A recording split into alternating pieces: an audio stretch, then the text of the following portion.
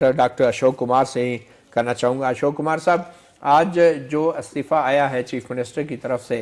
बज़ाहिर तो ये हुक्मरान जमात की एक बहुत बड़ी शिकस्त है, और अगर ये इस्तीफ़ा ना आता तो अदम एतमाद तो हो गया था।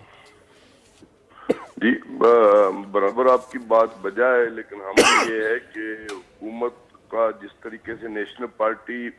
वफाक में और सूबे के अंदर मुस्लिम लीग नून की इत्तेहादी थी और है, और आज भी हम मुस्लिम लीग नून की और नवाब साहब के साथ खड़े रहे। अब मसला है कि नवाब साहब की अपनी पार्टी ने, उनकी पार्टी के ही एमपीएस ने उनके खिलाफ अदम एतमाद किया। हमारी पार्टी सियासी पार्टी है, हम जमहूरी लोग हैं। हमें 2.5 साल हुकूमत मिली, जबकि डॉक्टर मालिक बलोच साहब ने अपने 2.5 साल पूरे किए, तो हमने बाज़ तरीके से अपनी इक़्तिदार वालों के हवाले किया। अब रहा मसला जिस तरीके से आपने पहले जिक्र किया कि हुकूमत, इंशाल्लाह हमें उम्मीद है कि जो दूसरे लोग भी आए वो जमहूरी लोग हैं,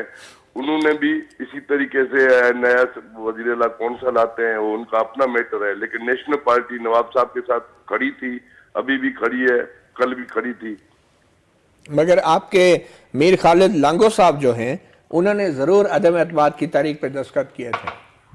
हाँ बिल्कुल, मीर खालिद लांगो साहब हमारे पार्टी के हैं और बिल्कुल हमें उसके ऊपर फख्र भी है। लेकिन आपका जो सवाल है कि उन्होंने उनके ऊपर दस्तखत किए, वो एक कबायली खानदान से ताल्लुक रखते हैं, उनके अंदर एक कबायली जीन्स है, तो उनका एक जाती, उनका कोई उनके साथ जो भी था, जो कमेंटमेंट उन्होंने शायद कल अखबार में भी दी है कि उन्होंने कोई कलात की चेयरमनी के मामले में नवाब साहब ने या नून लीग वालों ने जो उनके साथ की थी कमेंटमेंट, उनके ऊपर नहीं उतरे, तो उनका